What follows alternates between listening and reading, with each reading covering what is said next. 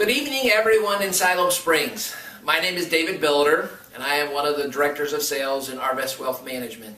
And it is my honor tonight to join with you in this celebration of 2016. It's a thrilling thing to think that in our company, Siloam Springs is one of the best banks.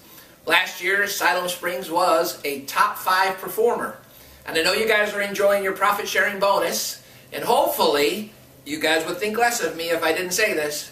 You've invested some of that with Terry or Taylor or Michael or Rachel. Now that's the only commercial I'm going to give tonight for AWM. The rest is to focus on you. Again, the best bankers in the Siloam Springs Bank. I was invited to join you tonight, and unfortunately I had a community commitment.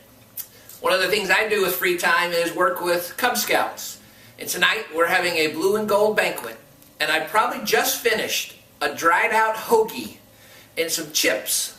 And I can promise you that big fat steak and that big piece of cake that you're going to eat, it sounds much more exciting than what I just had for dinner. But I did want to share some of my personal thoughts about our company and what it takes to be one of the best in the bank. You know, our mission statement is people helping people find financial solutions for life.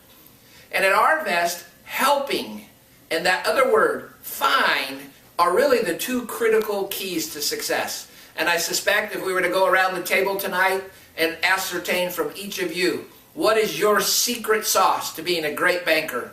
You would probably say, I love helping people. And tonight I'm going to transform that into what is helping and how does that really translate into changing our customers' futures. To do so, I'm going to share a story from my past. In 1990, I sat in a lobby no different than Michael or Rachel or Terry or Taylor. And I had the privilege of being referred by one of our good retail bankers, an assistant manager, to a client that we'll refer to as Miss Mildred. Now, Mildred was 79 at the time. She had served as the librarian at the public library in the town that we lived in. She was dressed to the nines as she came in to see me. She had a properness and a gracefulness about her. As she sat down, I thought, this is going to be a fun conversation. What I learned as I talked to Mildred was her husband had passed away. He had been an engineer in the petroleum business and had left Mildred with a very large pension in addition to her own retirement from the school system. They also had saved a lot of money. They had no children. As I got to learn Mildred's story, what I discovered is she loved to travel. And as we started to really discover what her needs were and what her goals and her ambitions were, she shared that she had a very large balance in her checking account. When I mean very large, I mean very large. Hundreds of thousands of dollars. And as a good certified financial planner, my first reaction was, Miss Mildred, you're not earning anything on this money. And then she pulled back out of the conversation and away from the desk. And I thought, uh-oh, I have said something wrong. And I quickly said, we should probably leave a little bit in there, maybe for 6 months of your expenses, and then put the rest in something that would earn a better rate. Then she did the thing that maybe changed me as a banker. She leaned forward into the camera. She put her elbows on the desk, and she said the following thing. David, you are not listening to me. And if you're not going to listen, I'm going to leave. I quickly apologized. And I said, Mildred, would you do me a favor? And thank you for correcting me. Please tell me more about why it's so important that you keep so much money in your checking account. Well, Mildred went on to explain why that was important to her.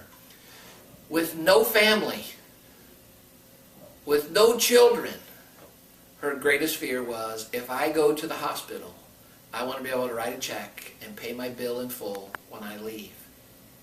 As she shared that, it changed the whole nature of the relationship. Now, I'm grateful for a customer who would stop me, who thought was doing the right thing, helping her earn more.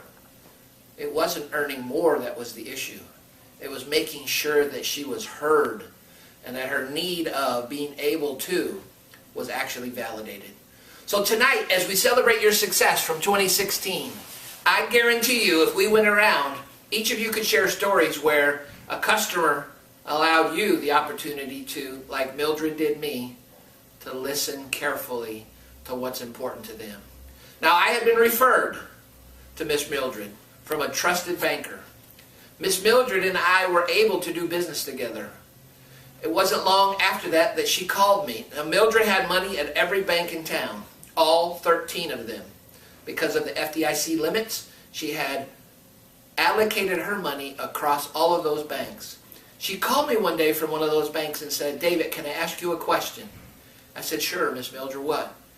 "This bank is telling me this. Is that true?" It was such an honor to say, "Miss Mildred, unfortunately, the advice you're receiving is not accurate." And then she said the following, "I knew you would tell me the truth." Our customers want us to help them. Our customers have needs. Sometimes when we're in this business, we're helping in our specialty, but another opportunity from another specialist pops itself up. And that's where listening becomes so critical as a teammate. And so I would invite all of us, as we look at 2017, commit to become a better listener, commit to become a better banker, commit to become a better partner, and commit to not only see yourself in this venue next year, but to see the Siloam Springs Bank go from being top 5 to top. Congratulations to each and every one of you for being an outstanding banker, for your individual contribution, for your collective contributions to the success of the bank. On behalf of all of the customers that you helped in the last year or over the last several years, if they were here, it would be a privilege to hear them say the very thing that Mildred did. "I knew I could trust you. I knew you would do the right thing for me." It's a privilege to be a member of the Arvest Bank community, and it's a privilege to be associated with Siloam Springs.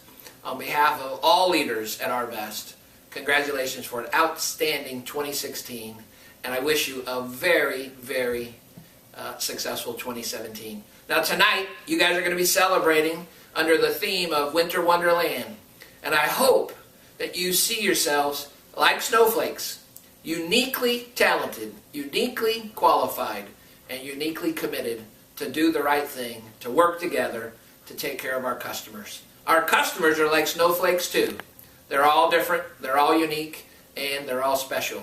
So on behalf of our special customers and our special leaders, it's a privilege to be a part of you, our special bankers. Congratulations, enjoy the evening, and again, thanks for all that you do and for being the best in the bank.